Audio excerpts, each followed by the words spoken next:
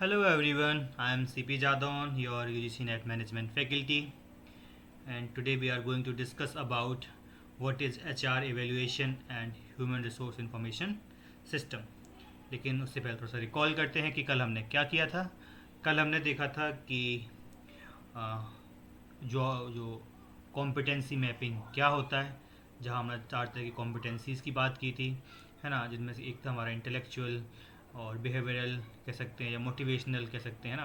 तो different different तरीके की हमने कॉम्पिटेंसीज़ के बारे में बात किया था वहाँ पे।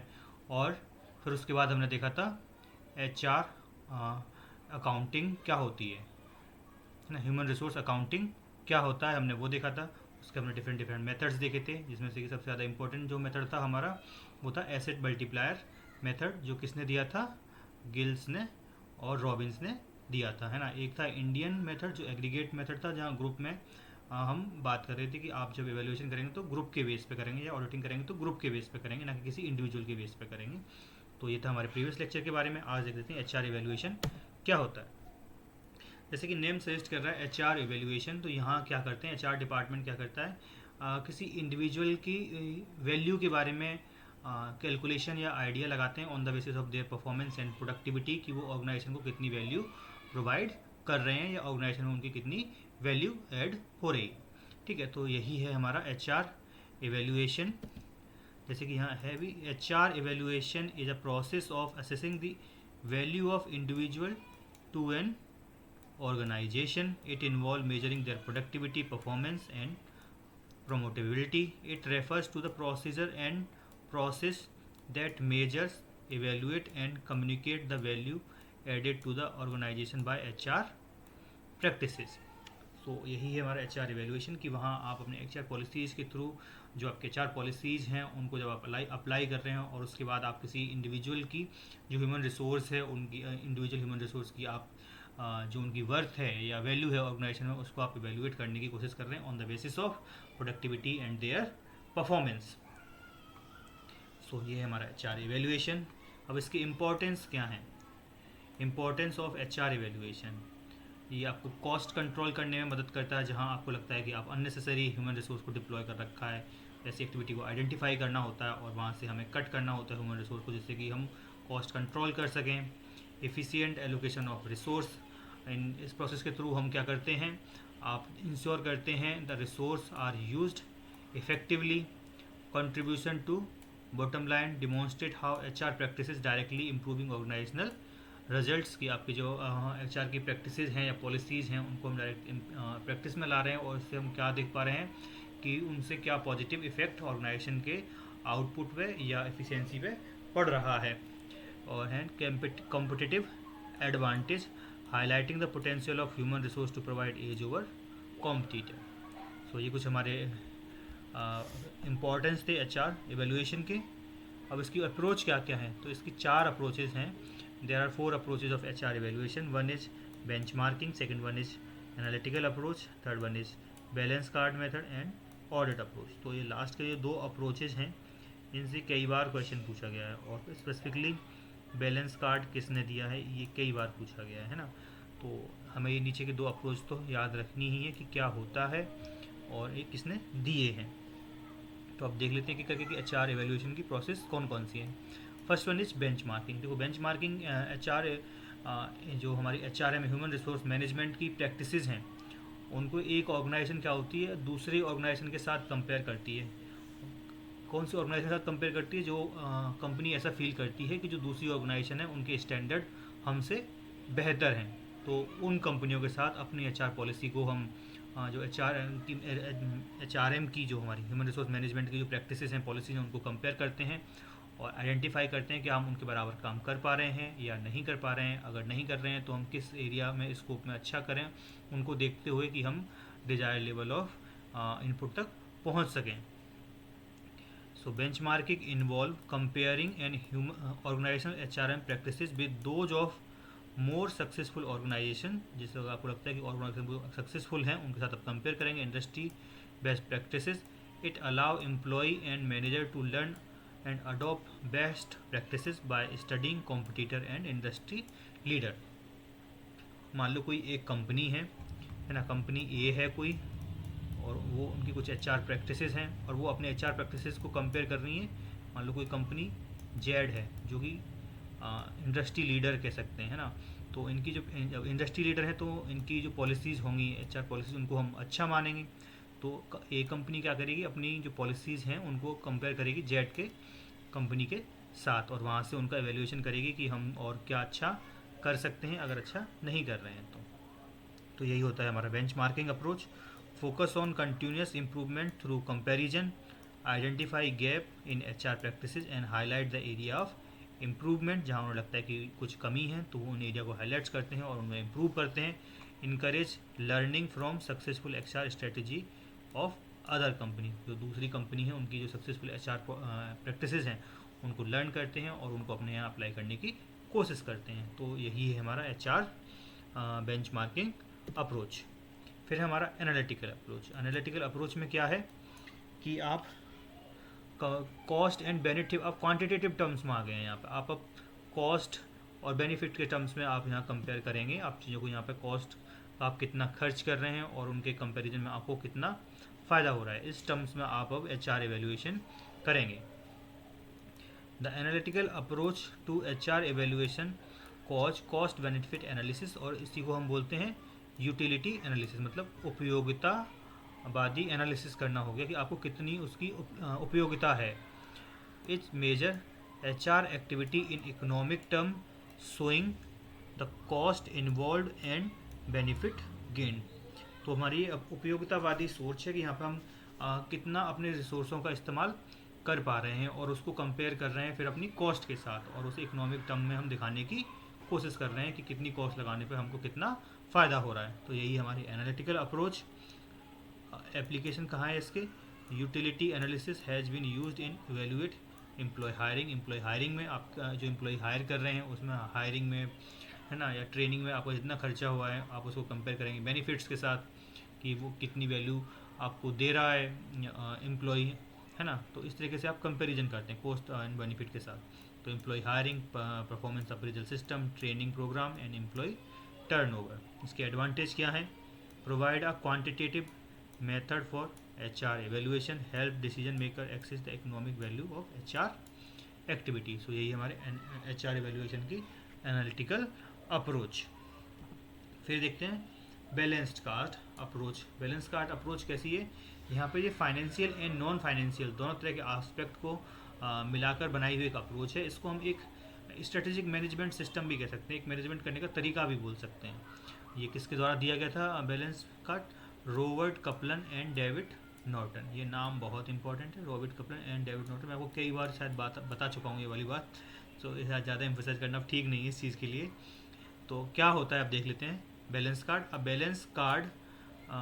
Balance score card is a strategic management system that evaluate performance by linking internal process with external outcome. It provide feedback to ensure continuous improvement and strategic goals। देखो जो बैलेंस कार्ड अप्रोच है यहाँ क्या करते हैं कि आपके कुछ इंटरनल प्रोसेसेस हैं उनको आप लिंक करते हैं आउटर या एक्सटर्नल आउटकम्स के साथ। मतलब जैसे अगर हम बात करें इसके 4 पर्सपेक्टिव हैं, पहले इनको देख लेते हैं। इनके 4 पर्सपेक्टिव हैं जिनके टर्म्स में ये इवेल्युएट करने की कोशिश करती हैं प्रोसेसेस को। पहला है हमारा फाइनेंशियल पर्सपेक्टिव।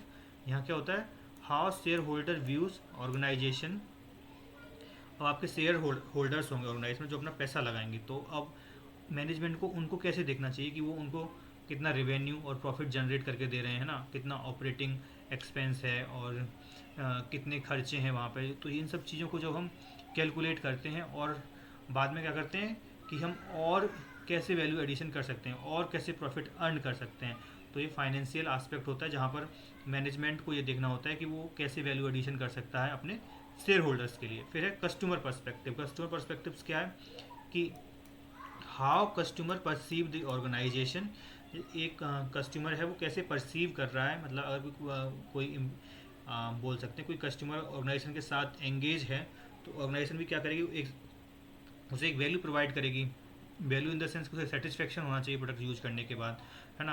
अगर वो सेटिस्फेक्शन फील करेगा तो हो सकता है कि प्रोडक्ट को दोबारा भी खरीदे और हो सकता है कि वो एक लॉयल कस्टमर बन जाए कंपनी का। अगर हम इसे एचआर प्रैक्टिसेस के हिसाब से देखें तो कस्टमर इन द सेंस वो एक एम्प्लॉई की बात कर रहे हैं यहाँ पे, जो एम्प्लॉई होगा ऑर्गेनाइजेशन में उसको हम कस्टमर की तरह डील कर सकते हैं। जब एचआर प्रैक्टिसेस की बात कर रहे हैं तो जब एम्प्लॉय की तरह डील करेंगे तो हम एक एम्प्लॉय को कैसे रिटेन कर सकते हैं, कैसे मोटिवेट कर सकते हैं, कैसे उन्हें अपने यहाँ पे लंबे टाइम तक हम उन्हें रिटेन कर सकते हैं, तो ये एक पर्सपेक्टिव बनेगा।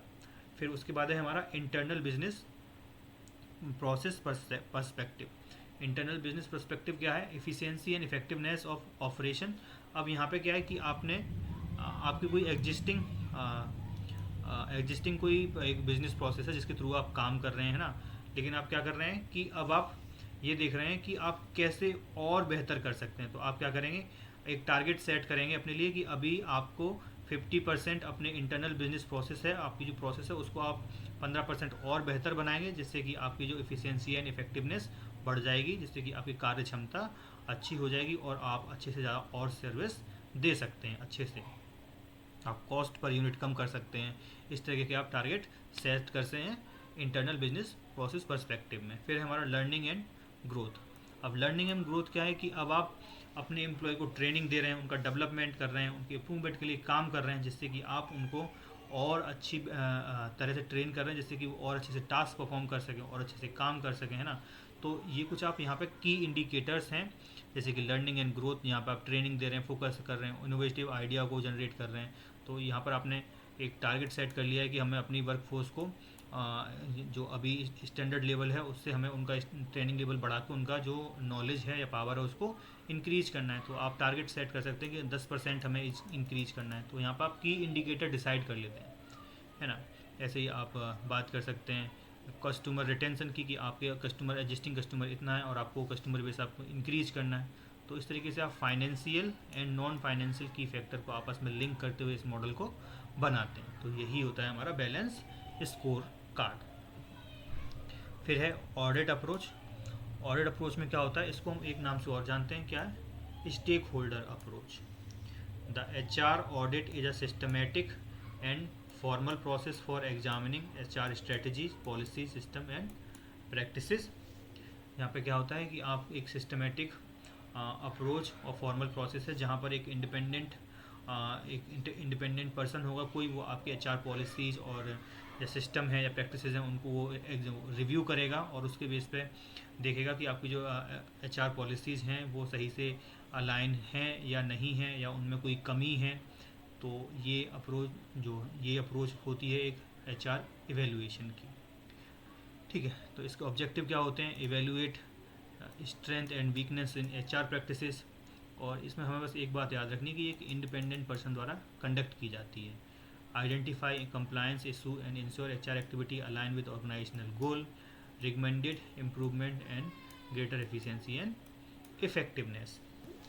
तो ये थे हमारे कुछ 4 अप्रोच HR इवेल्युएशन के, जहाँ हमने देखा बेंचमार्किंग क्या होती है, एनालिटिकल अप्रोच क्या है, बेंचमार्किंग में आप दूसरी कंपनी के साथ कंपेयर करते हैं अपने HR प्रैक्टिसेस को, एनालिटिकल अप्रोच में आप कॉस्ट बेनिफिट एनालिसिस करते हैं, कपलन बैलेंस स्कोर कार्ड में आप एक बैलेंस बना के चल रहे होते हैं, वहाँ पर आप की इंडिकेटर्स को लेते हैं जिनके बेस पर आप परफॉर्मेंस को मेजर करते हैं। यहाँ पर हमने देखा था कि financial, customers, internal processes and learning and growth, ये 4 फैक्टर होते हैं। ये चारों नाम हमें याद रखने हैं। और ये किसने दिया था? नॉर्टन एंड कपलन ने दिया था। उसके बाद ऑडिट अप्रोच थी, जिसे हम स्टेक होल्डर अप्रोच भी बोलते हैं, जहाँ पर क्या होता है कि एक इंडिपेंडेंट व्यक्ति होता है, वो आपके HR प्रैक्टिसेस हैं या पॉलिसीज़ हैं उनको रिव्यू करता है और देखता है कि उनमें कोई कमी तो नहीं है और वो ऑर्गेनाइजेशन के ऑब्जेक्ट के साथ अलाइन तो हैं, आप जो कंप्लायंस है उनको आप फॉलो कर रहे हैं या नहीं कर रहे हैं। तो ये थी हमारी 4 अप्रोच HR एवेल्युएशन की। अब देख लेते हैं कि HR ऑडिट होता क्या है। जैसे कि हमने यहाँ पर देख लिया कि HR ऑडिट अप्रोच हमने देख ली। अब देख लेते हैं HR ऑडिट होता क्या है in sense. So HR audit is a systematic, independent and documented process for obtaining evidence and evaluating its objective to determine extent to which HR activity comply with planned arrangement, legal requirement and organizational standards। तो जो HR audit क्या है, वही है कि एक independent कोई person होगा, वो आपकी जो HR पॉलिसीज़ हैं उनको वो चेक करेगा, प्रैक्टिसेस हैं उनको वो चेक करेंगे कि आप जो इंडस्ट्री के नॉर्म्स हैं उनको आप फॉलो कर रहे हैं या नहीं, आप लीगल रिक्वायरमेंट्स उनको आप पूरा कर रहे हैं या नहीं, है ना, आप जो ऑर्गेनाइजेशन के स्टैंडर्ड हैं उसको आप फॉलो कर रहे हैं या नहीं। तो इस तरीके की जब आप वो चीज़ों को चेक करेंगे तो इसी को बोलते हैं HR ऑडिट। जैसे कि फाइनेंशियल ऑडिट होता है कि वहाँ पे आप फाइनेंशियल कंप्लायंस है, जैसे आप कंपनी टैक्स पे कर रही है या नहीं, है ना, वो शेयर होल्डर्स को सारी बात बता रही हैं या नहीं, meeting time to time follow हो रही हैं या नहीं, तो वहाँ पे वो हमारा फाइनेंशियल अकाउंटिंग हो जाता है, फाइनेंशियल ऑडिट हो जाता है। ऐसे ही HR ऑडिट होता है कि HR प्रैक्टिस हैं वो सही से हो रही हैं या नहीं, है ना, कंप्लाई लीगल लॉ के साथ कर रहे हैं या नहीं। तो ये सब हमारा क्या होता है, HR ऑडिट होता है। इसके ऑब्जेक्टिव क्या होते हैं, to access the contribution of HR department to organizational effectiveness की जो ऑर्गेनाइजेशनल HR डिपार्टमेंट है उसकी प्रैक्टिसेस ऑर्गेनाइजेशनल के इफेक्टिवनेस इंक्रीज कर पा रही हैं नहीं, बल्कि उसकी जो पॉलिसीज़ हैं उनके थ्रू वो ह्यूमन रिसोर्स को डायरेक्ट कर पा रहे हैं या नहीं, जिससे कि ऑर्गेनाइजेशन की इफेक्टिवनेस इंक्रीज कर जाए। ये चेक करना होता है to evaluate efficiency and effectiveness of HR policies and practices to ensure compliance with employment law and organizational rules.